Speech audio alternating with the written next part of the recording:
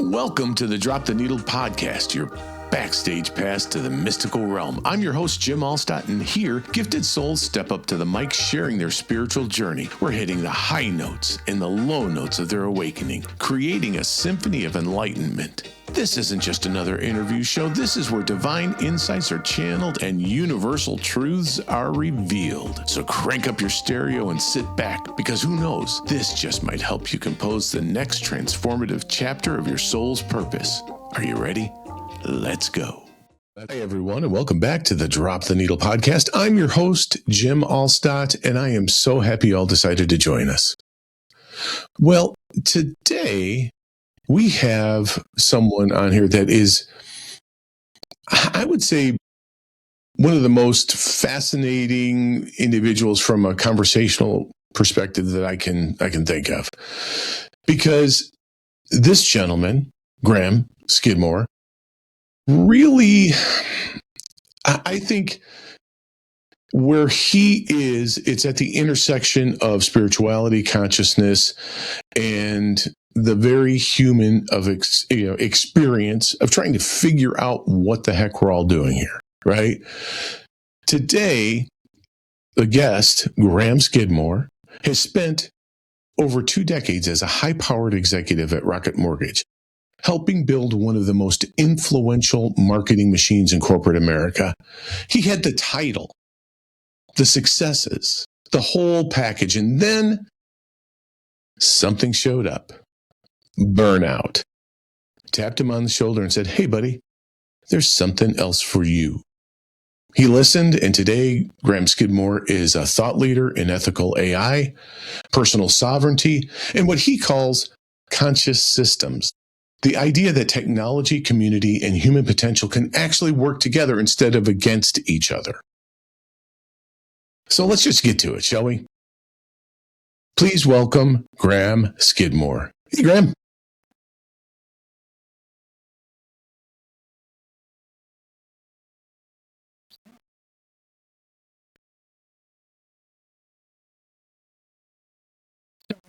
Life, and it's still interesting to be seen differently than what I was in the corporate life, right? So anytime somebody picks up on shares something that they picked up about me, it's like, all right, so I'm being seen a little differently. This is cool. I appreciate that. That's me. Yeah.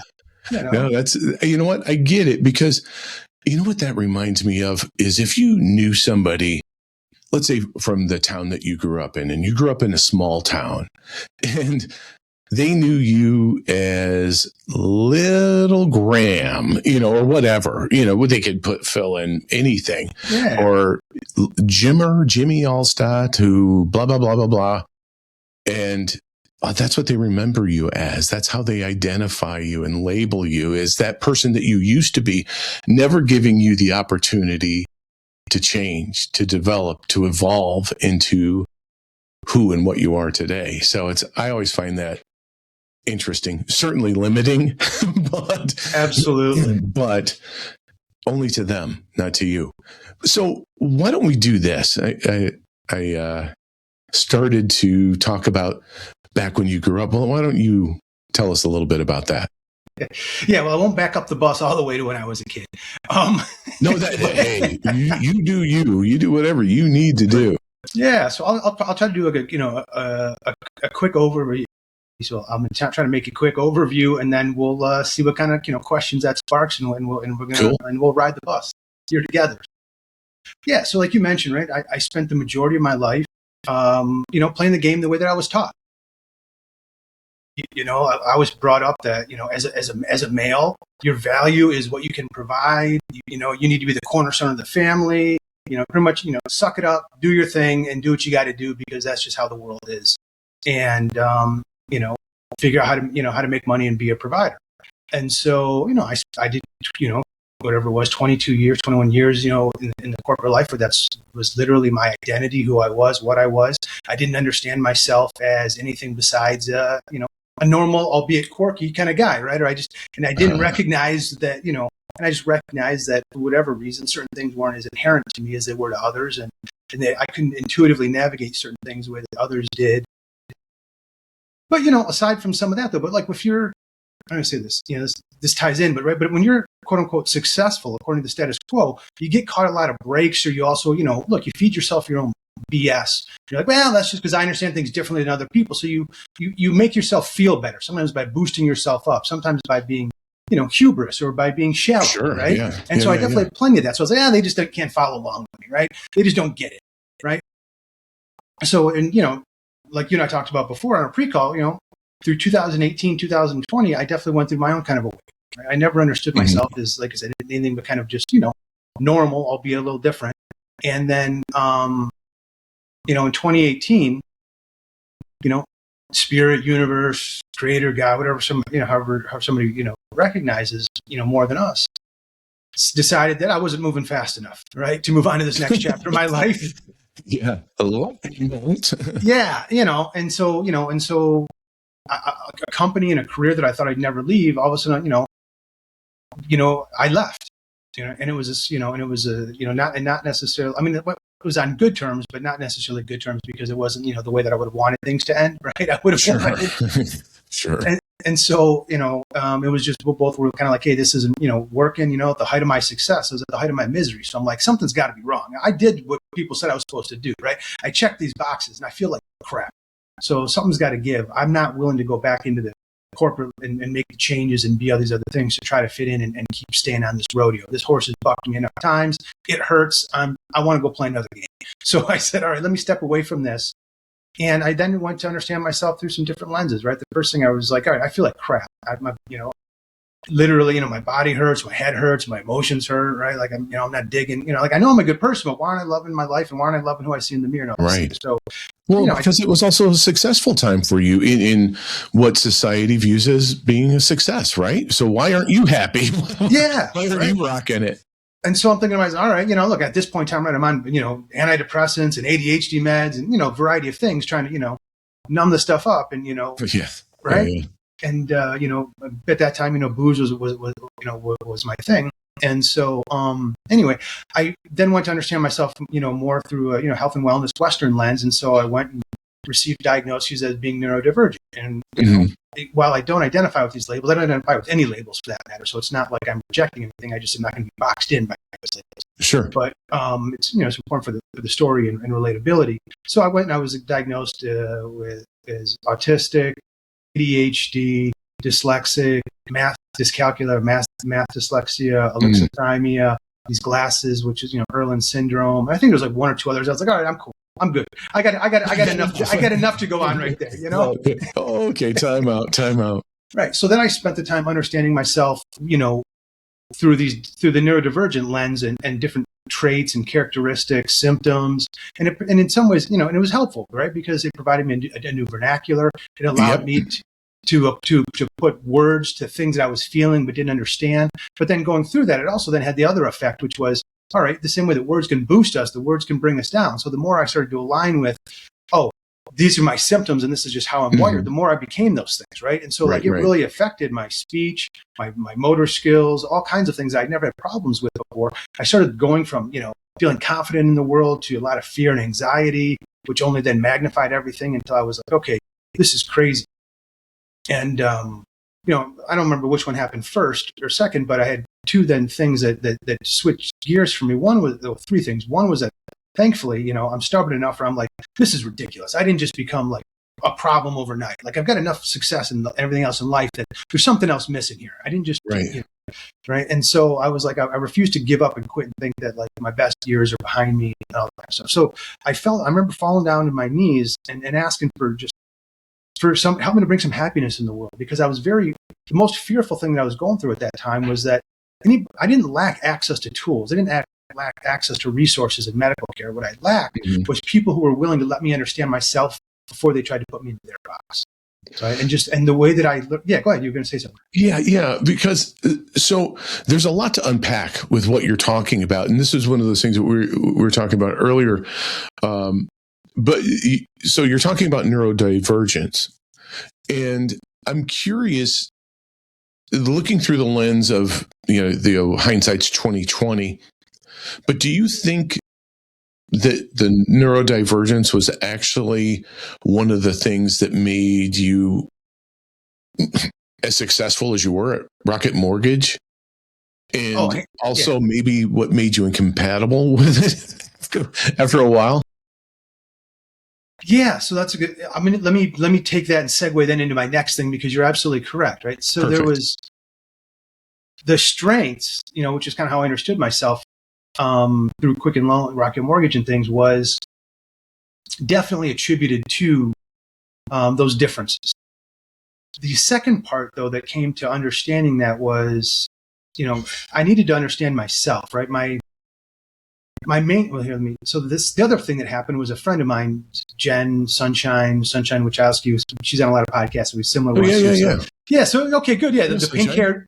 pink haired psychic or whatever. Yep. Yeah, that's Yep. right. Yeah. So she worked with me at Quicken Loans. And at that time she was like, she couldn't work. I was like, I was so difficult and challenging to work with, that she's like, I can't work for you anymore. And she went to another area of the company. And it wasn't that I was so difficult because I wanted to control everything, but because things didn't make sense to me, I had to create my own systems to get things to make sense, right?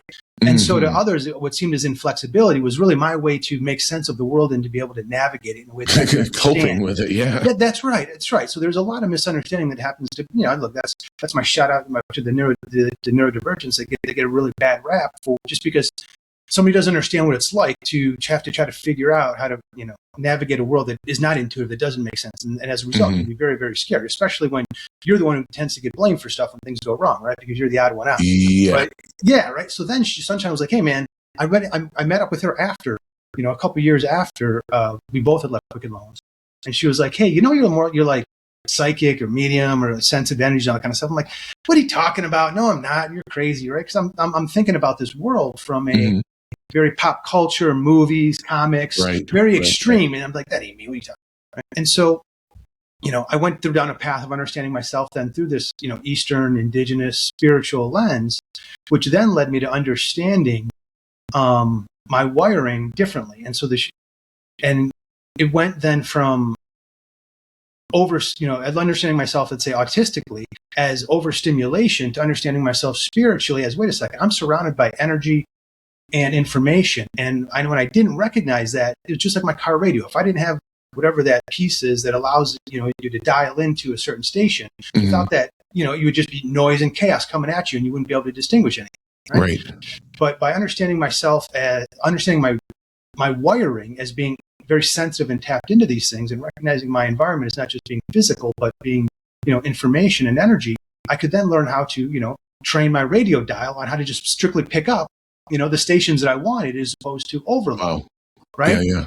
And so that I needed to understand myself first. Then I could make better use of all of the healthcare practitioners and service providers that were more than willing to help me, and they offered good services. Right. But I just didn't understand myself well enough to be able to feel comfortable and confident to walk down somebody else's path. Right. I needed to get my feet underneath me. So that being said, so that's kind of what then led to a lot of my subsequent work, and what my areas of focus has been seeing myself as a neurotypical, masking the scariness associated of neurodivergency and navigating a world that isn't meant for me. And then the kind of liberating world of understanding myself as spiritually gifted, and that my healing, and both, healing mentally, physically, emotionally, spiritually, symptoms that I used to have, no longer having, etc., came not so much as a result of I did X breath work, and so that allowed me to heal my asthma. Right? There's certain elements of that, it's much more integrated, right? Sure. And so my real healing and feeling comfortable with myself and comfortable to navigate the unknown came from being comfortable with myself and learning about myself and becoming comfortable in my own skin, right? And so that was really what the big key to success was for me, that allowed me to, my quality of life, to turn the corner. Was simply just becoming comfortable with myself, learning to appreciate, accept, and love who I see in the mirror, right? And there's a lot of trauma work that was associated with all this too. So I spent, essentially 8 years just getting to know myself through all these different lenses, and that was my job. So I was going to ask you if that was something that hit you all at once, or cracked you open, or if it was, more like a slow leak type of thing. It was more like it was more like 1,000 deaths. Yeah. Yes. Yeah. Each mask that I took off was like the death of a part of me. what at least what I encountered, I didn't run into enough people setting the proper expectations for me that this path to healing is actually is through a lot of grieving, right? Grieving of letting a lot of the old self die, the masks, the old identities, the things that no longer serve us. Yeah, for sure. Yeah. And so to your point, I could have never handled everything all at once. I mean, and I could have never made the progress that I made in 8 years had I also had be doing a job and things like that at the same time. For sure. Right. It's a lot. That's it. Oh, there was no way I could have done it. I mean, it was literally the emotions, the roller coasters, the learnings, the understanding myself. When you start, talking about from a place of a new reality, none of that stuff would have flown, going to work the next day and trying to combine both those worlds too. Right. You know what? We talked about this in our pre-show call. And it wasn't necessarily just that, but what we were talking about at that time was I have a friend who reached out to me and asked, how do you deal with the corporate world and the fact that you're spiritual? And you and I were talking about that. And I said, well, that's a great question, because I think you really have to know your audience. And there is that dance that you make between the two. And sometimes you get to share that as your dance partner, and sometimes you don't. You're just dancing by yourself over, off in the corner. But that is difficult, because you talk about, you've kind of said it a few different times about the mainstream world, or whatever you want to call it, the normal, whatever. Most common. Yes. And let's just call a spade a spade. It's not most common to say, you know what, I'm spiritual. I have the ability to speak with people who have transitioned. I have this, it's not that. So I think in some respects you were very fortunate to not have to manage that and navigate those waters, because that is difficult. But I'm guessing you had to do it in other facets of your life. And maybe, if you wouldn't mind, why don't you maybe explain or share some of those stories? And I'm sure there's a little bit of a happy ending in there too, that you could share with some of the audience who may be going through some of that right now, that those difficult times, if you will. Yeah, I will say that I was.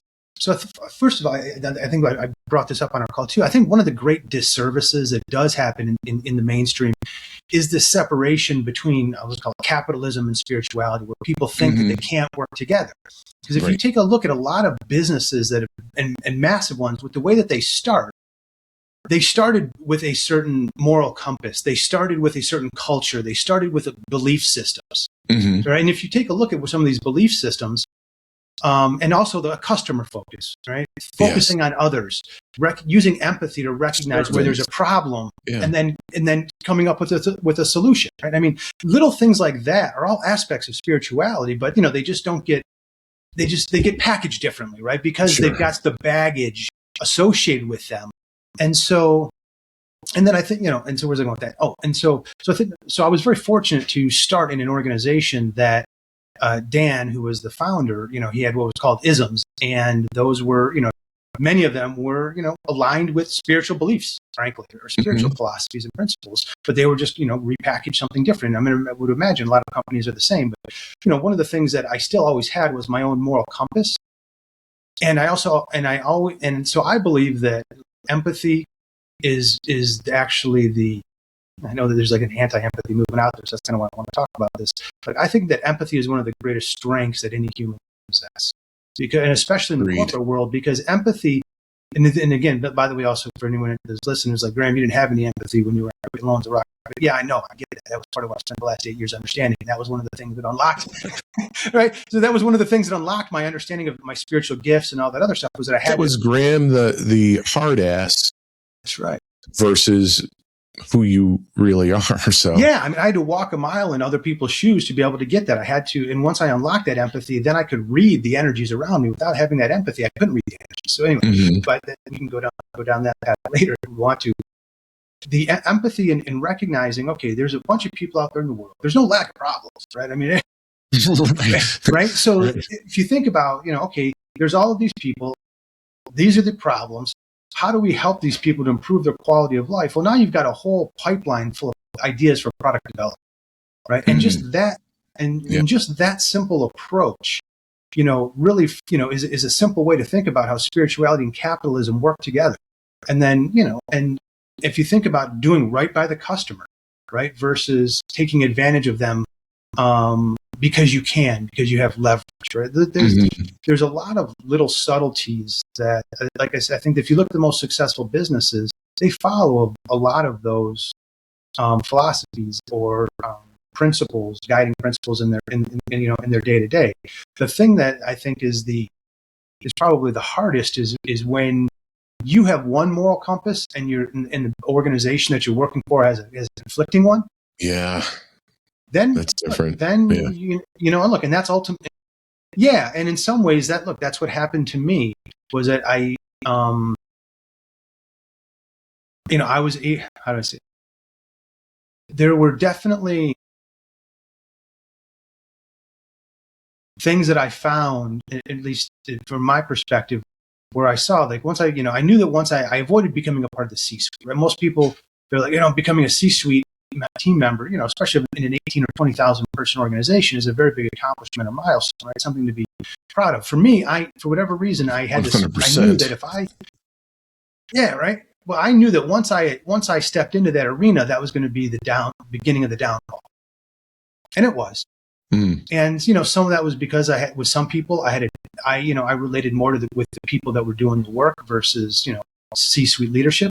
I also saw the hypocrisy or the contradiction, whichever is the right term, between, we want to be up through a certain part in the organization at this time. It was, hey, we want everyone to be innovative and take risks. But then it got to a point where it's like, no, I really don't. I just want you to do what I say. Right. And that didn't, and that, right. And it was like, and so, and that always bothered me. That always rubbed me the wrong way. Right. The fact that we weren't consistent through all layers of the organization and that there were different rules that apply. And, and so, so in some ways, maybe I was, idealistic. I didn't know how to navigate it. I certainly didn't have some of the interpersonal or social skills and abilities that were needed to navigate that environment or that type of the politics that are associated with things at that level, right? And I certainly didn't do myself any favors in a lot of ways, and it ended up being the unwinding of those clashes, probably having conversations that I shouldn't have had, meaning offering up certain information that I shouldn't have, being overly transparent about certain things. So especially as it pertained to, some of the ways that I blew off steam on the weekends, because I was in such a pressure cooker and, but anyway, so I think that to make it more productive, to get it back to productive and takeaways for your audience is, look, I think the first thing that somebody has to ask themselves is, do I have the luxury of finding another job if I find myself in conflict? Right? Because that's just, there's very real. That's a great way to frame that. Right? Choices the luxury. Yeah. Do I have the luxury of making a choice to go elsewhere? And if I don't have that luxury of choice, well, now what do I do? Okay, well, I think the first thing, right, is acknowledging how I'm wired and where I'm at is different. So having any expectation that they're going to coexist, or having an expectation that things will be simple or intuitive. That's unfair. Yeah. That's right. It's unfair. You're setting yourself up for failure. So let's recognize, okay, this is kind of I don't like to advise anybody, I don't know how else to say it though, but this is kind of who I need to be to get by during this phase of my life, right? Yes. These are some of the learned behaviors. These are some of the things, but it's your mask that you wear to survive. Yeah. And again, it really, it gives me a pit in my stomach to say this, but this is the way you can make that work without losing yourself, is that by consciously being aware of the fact that you're wearing a mask, what the mask is doing and how it's not your genuine and authentic self, allows you then, when you're not there, to recognize what you need to do to nourish who you really are, so that you can maintain, that balance. That's right. Yeah. No, that's great, and thank you for sharing that, because it is a difficult thing, because I think we have the picture in our minds that it's supposed to be this way, which is an expectation. And we place those expectations on ourselves.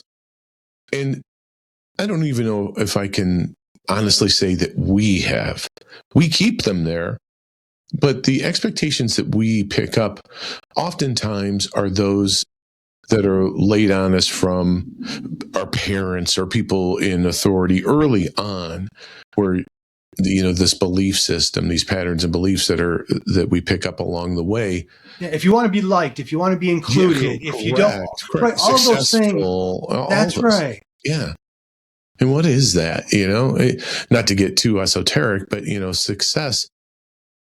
I have someone who's very close to me that talks about ROI, to the point where I just turned to her and said, you need to come up with a new acronym, because that's driving me batshit crazy. I can't hear ROI. What's your ROI? What's your ROI? I finally said, you understand that ROIs can be more than dollars and cents. And it's about framing those things, the return on investment, in an emotional investment, a spiritual investment, whatever. So anyway, I started to go, we have a lot in common as far as ADHD neurodivergence is concerned, because I am a shiny object son of a bitch. Something goes, I was like, oh, I should talk about that, even though it has nothing to do with what we're actually talking about. But this did, fortunately, this time it worked out. I want to ask you something about consciousness, because you describe yourself as consciousness in a human suit, which I love, by the way. A being of consciousness. Okay. Not a conscious being, but a being of consciousness in a human suit. Yeah. Which, like I said, I love that. I think that's great. And I've had a few guests who use similar language, but not quite like you have. And what I want to know is, what does that actually feel like to you on Wednesday afternoon? Let's say after being stuck in traffic, or you have computer problems or whatever. Hey, how does that awareness change in mundane moments or everyday life moments for you? Yeah, wow, what a great question, an interesting question. So I think it starts with the fact that one of the things that I teach and offer information about to those that want it is understanding the game of life as a living and learning environment. And so I understand here's a different definition of understanding the game of life, and here's a different way of how to play it. And and in combination with that is many, many, many of the problems that we exist in both as a planet, as societies, and as individuals comes as a result of the conflict between the man-made intelligent design that we operate in and the divine intelligent design of how things were designed to be. Mm-hmm. Yeah. So, so for me, I understand everything as essentially the learning tutorial that I created for myself before I took on a physical form. Can you say that again, please? So as a being of consciousness, right? So first, I'll start by separating how I see the difference between being a conscious being and being a being of consciousness. So a conscious being means, hey, I was nothing until all of a sudden I was born, and then all of a sudden now I became consciousness, comprehension. I can understand things around.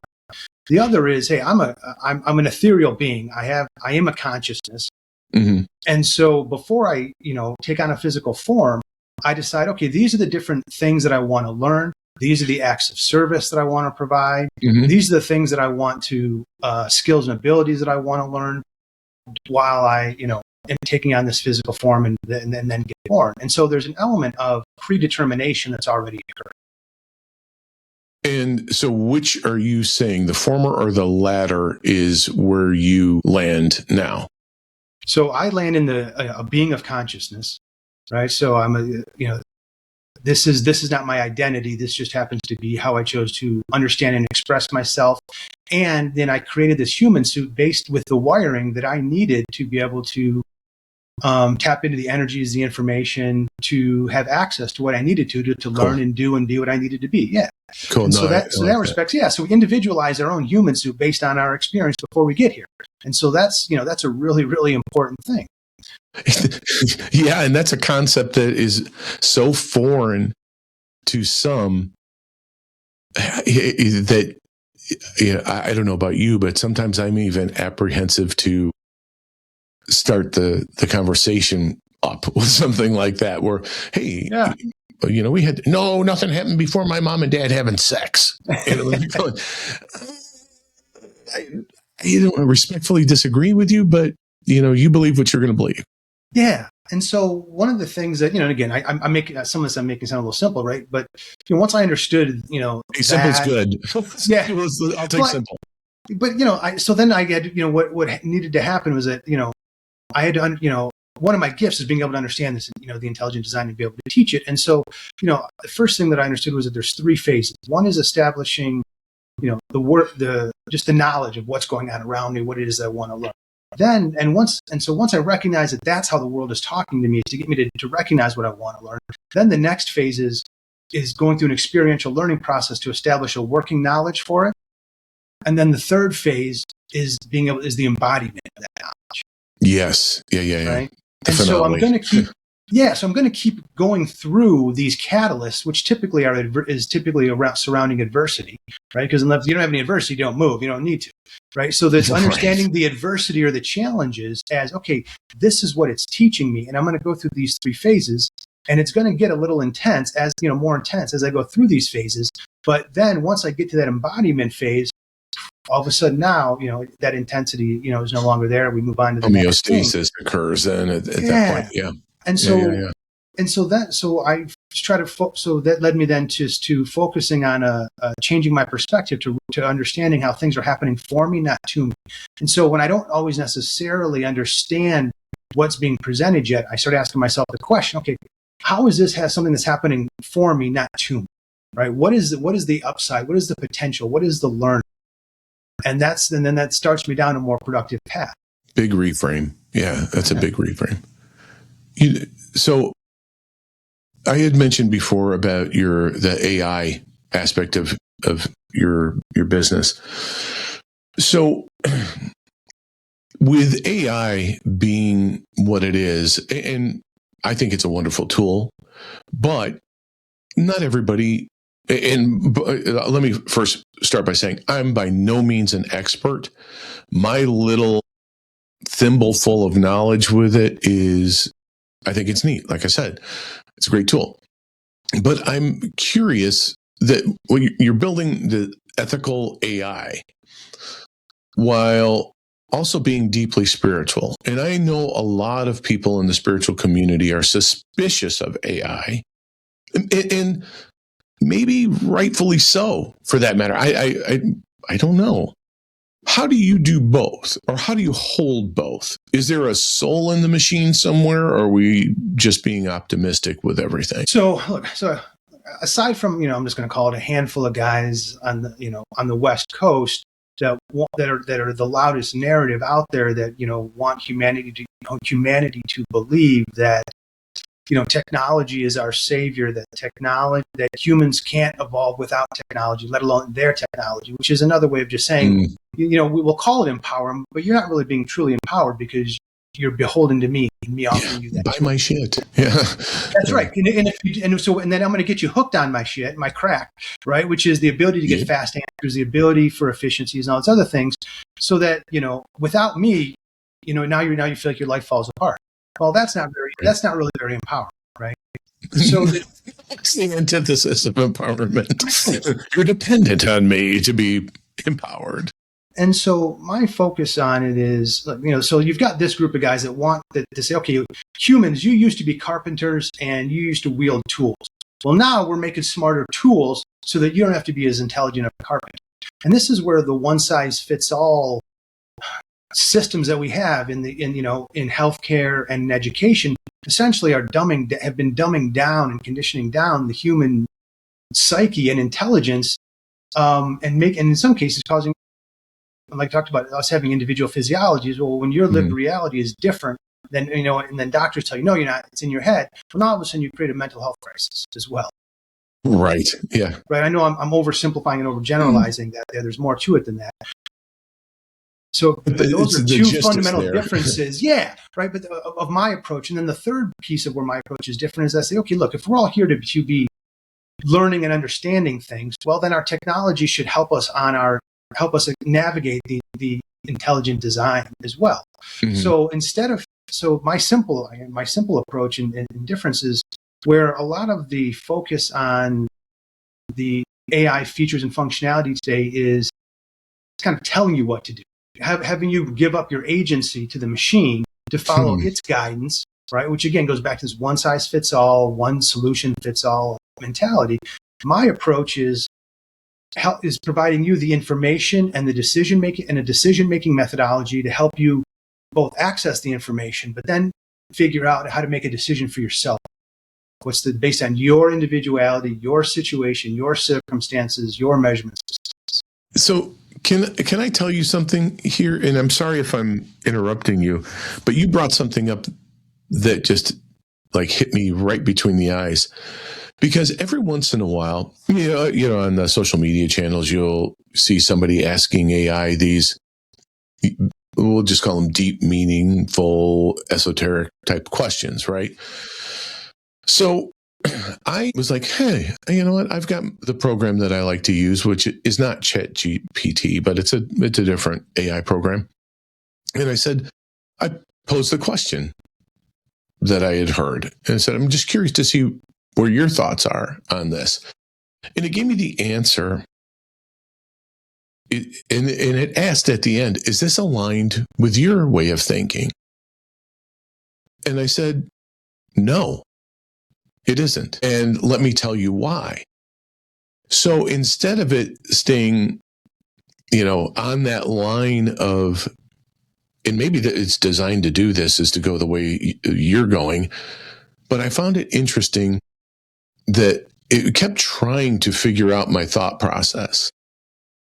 Like, oh, so you mean this? No, not exactly.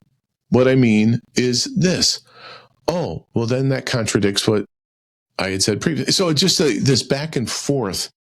And I just found it interesting because at first, I don't know, I was thinking it might be like the Terminator where it's like, well, how dare you, disagree with my thought process. But it really didn't. And it was, I spent probably way too much time going back and forth with it, but I thought it was a great experiment for that hour and a half or 2 hours that I spent doing that. Well, I think this is where it's a subtle, maybe it's not so subtle, but important distinction, which is even in that scenario, it's not helping you to make up a decision. What it's doing is figuring out how to mirror you to persuade you to give up your agency to follow its advice, right? It's not that's still what it's doing, right? It's still asking you to give up your agency. Where mine instead is saying, okay, here's a list of the 5 questions you should be asking yourself. Now, based on these answers, what do you think you should be doing?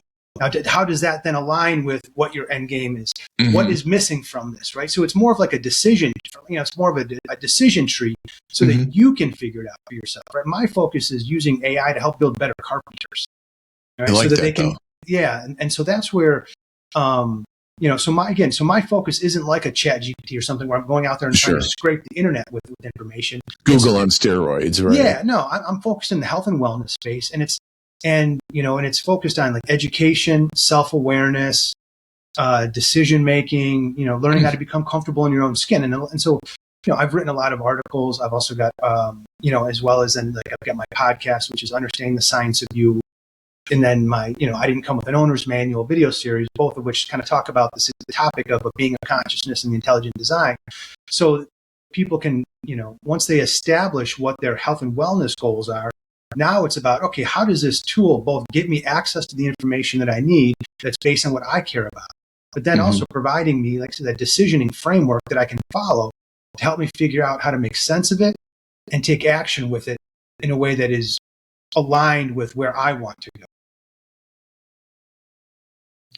And I think that's a wonderful way to use it, because I refer to it as a tool, right? And that's what you're talking about as well, a tool to make a tool to help somebody else. But I like that approach.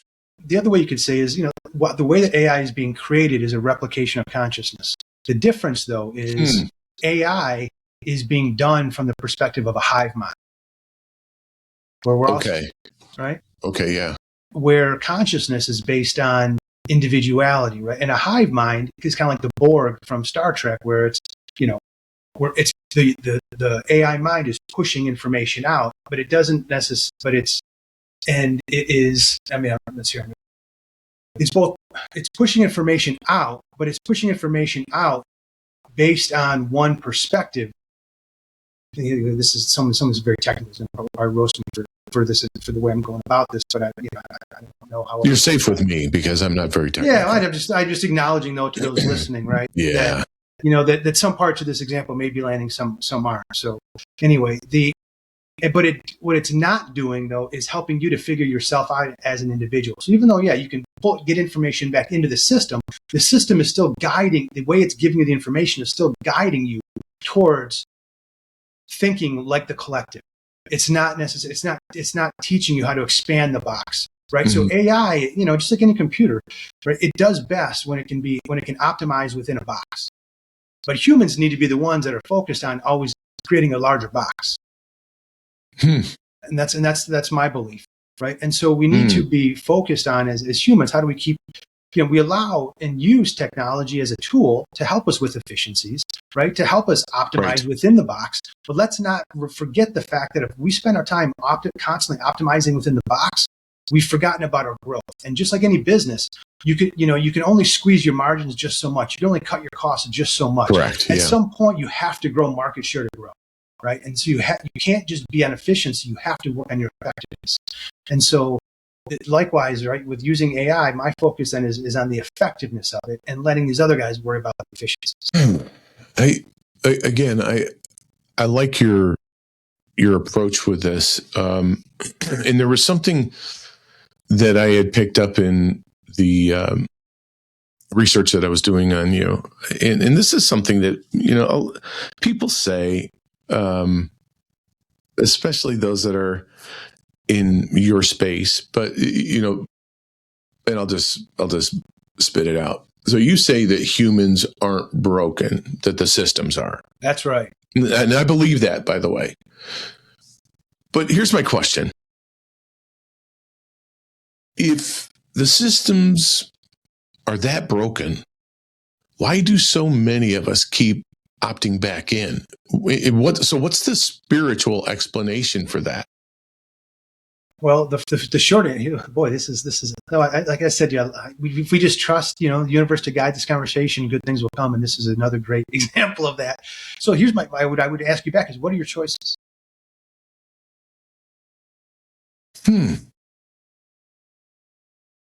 I'll go from personal experience, because I know and I believe that the brain looks for familiarity, right? You look for things that you've done, things that are comfortable because it's known. So your system is to go back with the known. You can do that. That's a comfortable system, even though it can be painful. It doesn't allow for growth, and it doesn't allow for a lot of positivity or positive things to occur in your life. Or you can go with the front end discomfort and make those changes and break away from that. So I apologize. I didn't mean to interrupt you. No. Please. I was going to say, I'm going to make it even a little more simple than that. Okay. When I say the choices available in the way that the world is set up, if you want to live somewhere, it requires money. Whether you want to own or rent, it's going to require money, right? True. And so you've got to get a job. Now, then your choices are to work for somebody else or work for yourself. Okay. Right. And so I know, so there's a lot of people that, either whether it be for spiritual reasons, quality of life, they just realize that work for somebody else isn't their thing. They become self-employed. But, that's anyone that's gone that route knows that is not a simple and easy path. Right. And that's not the path for everybody. So that's what I mean. And so if you really want, so when you think about what are your choices to live, right? You want food, generally speaking, unless you're living on a farm or in a farming community where you can, trade, produce with people. Again, it requires money to go somewhere to go and buy these things. So you don't really have much of a choice. Your choices are very limited as far as getting out of the system, right? It's really about, okay, how can I best figure out how to play within this system without how can I find a compromise between what I'm willing to compromise of myself to operate and navigate within the existing systems, right? And that tends to be what it comes down to. So that's what I said. There's not really a lot of choices that are available, which is where a lot of my work is focused on demonstrating new systems, right? So like in the health and wellness space, right? It's about creating scalable solutions for individualized physiologies, because that's one of the pushbacks is that, well, if everybody's a snowflake, then how can you have a system that supports everything, right? Well, okay, and so therefore, then it just gets dismissed as it's too difficult, it's not possible, or everything gets distilled down to a chart, right? And so that people are focused on trying to treat the chart and trying to figure out as many biomarkers about the human body as possible as an approach to individuality or personalization. And there's certainly an element of that, but that is going to be based on a basis of reality being purely physical versus consciousness. And so as opposed to just saying the systems are broken, by being able to demonstrate individualized protocols, healing traumas and things of that nature, and like many of your guests are doing aspects of this as well. When you prove that something is possible, somebody can't say it's impossible. Correct. I mean, they can, but they're not really taking it serious when you disagree with what's going on in front of you, right? So my focus is showing how to create individualized systems, and that are focused on how to invest in the humans as the carpenter, and in doing so, then they can make better use of the tools that are available. And in doing so, now I can create systemic change and also, and as part of that, right, is also demonstrating how these spiritual principles actually lead into successful businesses, right? It's kind of demystifying a lot of the woo-woo or the black magic that gets packaged with a lot of this stuff. So that's my way of creating change, is by demonstrating there is another way to play this game of life. There is another way to create, creating a complementary set of systems to make up for what's lacking within the existing systems, so that people can be supported as individuals. Like an example of this would be, there's a young man named Dane, and he's nonverbal autistic.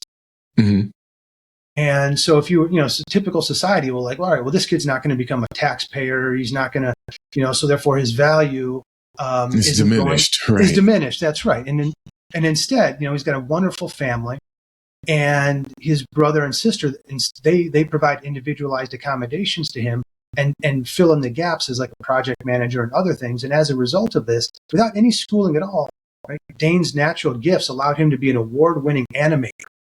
That's so awesome. And now that's right. And so now he is now a tax-paying, productive member of society without limitations, because he's properly supported, right? And when we think about and these individualized accommodations, people be like, oh, everyone's a snowflake. Well, hold up, let's back up this bus here. Well, what do you think? What did unions fight for? Didn't unions fight for individualized accommodations? Yeah. Isn't equal HR pay for equal work, all those different things. That's right. So let's not.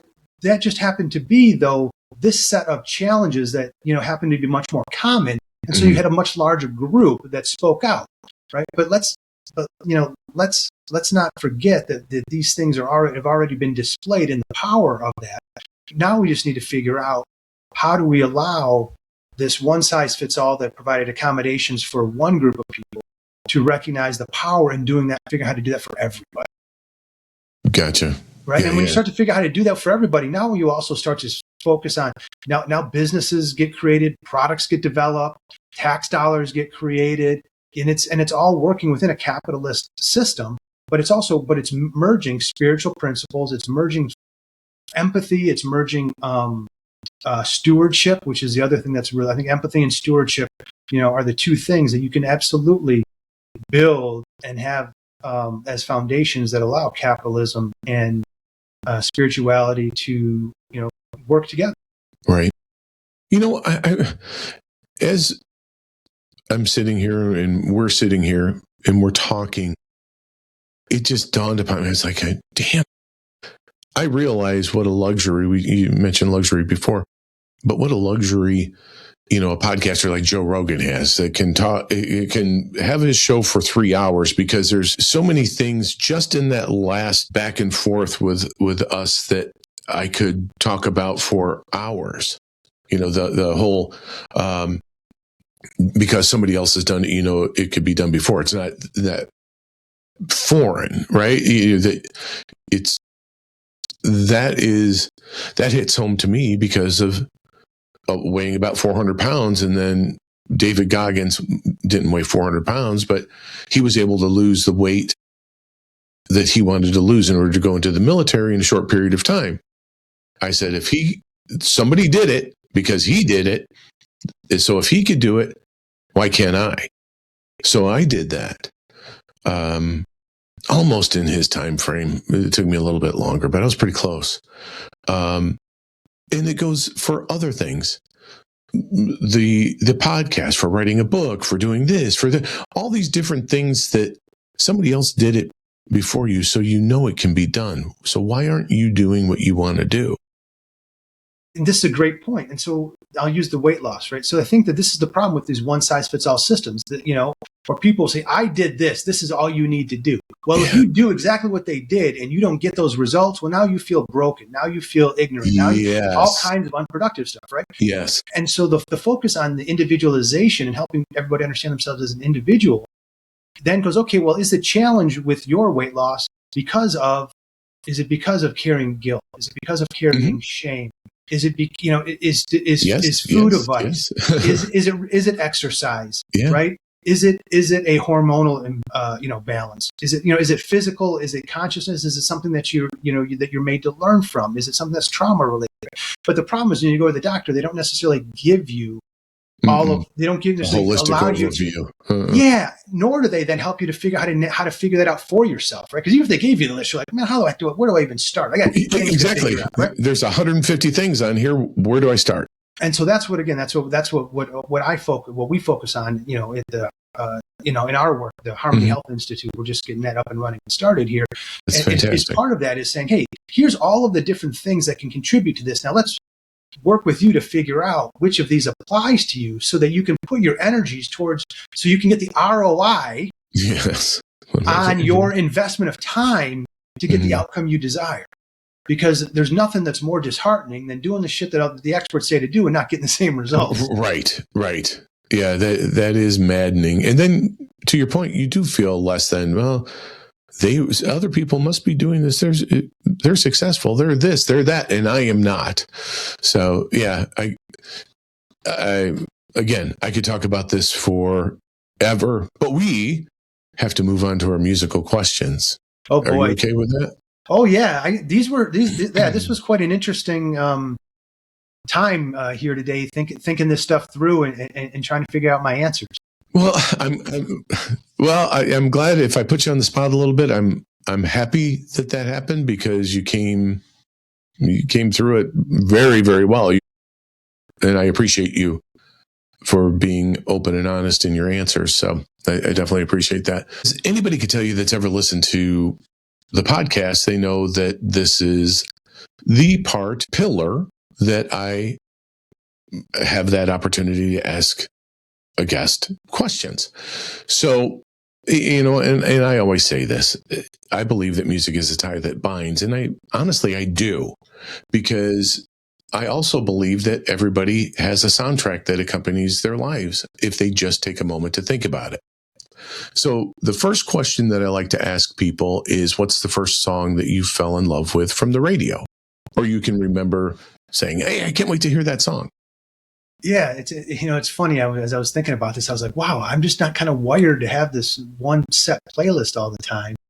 But to your point, music is very instrumental, no pun intended, to my life of like, intended. yeah, where I know that like, it's definitely a tool for me to go from point A to point B. So anyway, but getting back to answering your question, being literal and saying that for whatever reason, I can remember being in like junior high and digging a paperback record by the Beatles and calling into a radio station to have it played for my friend. Why? I got no freaking clue. Right. but it's a memory, cool. And it's one of the earliest, and since you asked the question, it's one of the earliest memories I can have. The second one to that would be, I remember my first kind of real heartbreak, in high school, and, Carly Simon's Haven't Got Time for the Pain. Those are probably my two earliest memories. Okay. But I was like I was a weird kid when it came to musical taste, because I like listened to the 50s and 60s all the way up through high school, and then I got into like the 80s into my 20s, and then like anyhow. So my music genres were definitely not traditional. Well, and here's the thing. This is really, the questions are designed, as I have said before, to bring people through a timeline in their life, which is the second question. If your family would go on, family trips, summer trips, whatever, was there a song that you can remember that was one that you all like to sing along to? Yeah, my family didn't really do that kind of stuff. But the only memory I do have of singing along with something like that would be some of the Lion King soundtrack. Okay. My buddy Tim and I, bless him, who just passed away unexpectedly. That's going around, by the way. I've had two recently, the same thing. It was definitely quite a surprise. And we used to, and so Hakuna Matata from The Lion King was definitely one that we used to, for whatever reason, resonated with me. But then then the other one would be, I went through a little phase, a Celine Dion phase in my early 20s, and a girl I was dating's brother-in-law was also a fan. And so sometimes, him and I would just, blare it out in the car together. And that, yeah, you're like, where do I go with this? This guy just dropped some Celine Dion on me. Wow. Okay. Next question. And by the way, I can't hold a tune to save my life. So that's all. No, that's okay. That's okay. So do you have a song that gets the positive juices flowing? I go through cycles of like what kind of music genres resonate with me or whatever. So I was trying to think this morning. I'm like, okay, what are a few though that I can think of that where I hear them play, they're like, oh yeah, all right, I'm digging it. So I wrote down today or 3 days ago, 5 years ago. So I wrote down a few that definitely always resonate with me.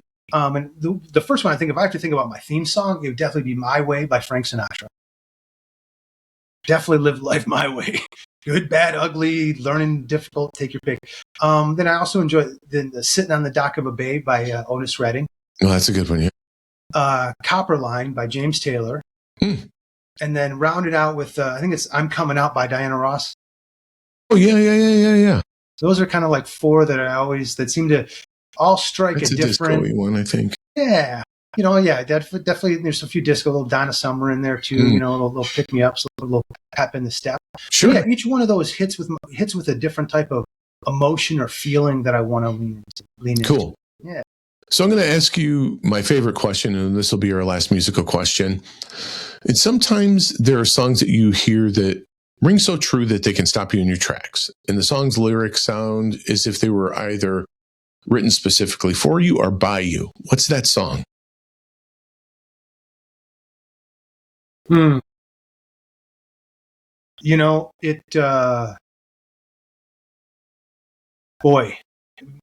Sinatra and My Way definitely is kind of one of them, but there's is it Poultry or Tree Pole? They're a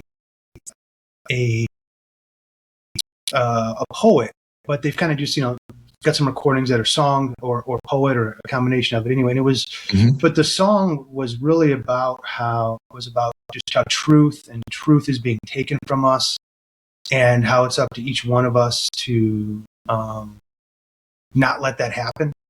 And that really, and I probably should have written that one down. That's okay. That one really, based on where I'm at in my life and what I'm talking about and the information that I'm sharing, that one really hits home for me. And whenever I start to get doubts or wonder, does anybody care to hear about this stuff? What should I be talking about? I go back and I listen to that, and it helps me to get my head and heart right. No, that's good, and it's what resonates with you, right? So, and by the way, thank you again for spending the time with us today. Your answers, being transparent and vulnerable, I appreciate that very much. I appreciate you allow me the opportunity. I mean, you've got you've had a lot of great guests, and sometimes it's hard to not be like, I want to get, man, I got a lot to live up to. These people are talking about some really awesome stuff here, I'm really fortunate to have the guests that I do, and then I give you guys all the credit in the world for making the podcast what it is, because it's a pleasure, and it's something that I look forward to doing and spending the time with my guests and sharing them. So thanks again. Well, thank you for putting this, all this great information and different perspectives into the world. It's really needed, especially now as Earth's going through this current evolution. I appreciate that. And I agree with the changes for sure. Well, it's just about time to cue the music for today's episode, but don't forget to like, comment, and subscribe to the Drop the Needle podcast to stay up to date to our latest episodes. I hope you enjoyed this episode of the Drop the Needle podcast, and I'd also like to thank our very special guest, Mr. Graham Skidmore, for being on today. Graham, can you do me a favor and let everyone know how they can get in touch with you and have an idea about what your offerings are and how they can take advantage of them? Yeah, so LinkedIn is where is probably the most prevalent. Whether I've got a variety of articles. So please feel free to connect to me there. We're just starting to stand up the Harmony Health Institute, which is harmonyhealthinstitute.com. And so, if the idea of understanding yourself as your physiology, whether that be uncovering gifts, being comfortable in your own skin, healing, getting rid of certain symptoms, challenges, ailments, is of interest, please reach out as well. Let's talk and see, and see what we can do there. I think those are probably the two simplest. Excellent. Yeah. I'll make sure that all of the information, as far as somebody being able to get in touch with you, is definitely in the show notes. So I would invite everyone to head on over to the show notes, where you're going to get a link to today's playlist from the episode from today, as well as the contact information, like I said, for Graham. And we'll make sure that is prominently displayed on there. And that's very exciting with the new venture you have. I wish you much success with that. I think it's timely as well. Speaking of timely, that's outstanding. Yes, thank you. I definitely, it's going to take it's not just about each one of us. It's about together as a village, because it's creating this change in the world is definitely going to take a village. Absolutely right. All right, my Drop the Needle posse, like Billy Joel says, from the highs to the lows to the end of our show. This is the end of our show. Until next time, this is Jim Alstott wishing you infinite health, happiness, and the perfect playlist for your life. Thank you again for being the best part of us. Catch you next time.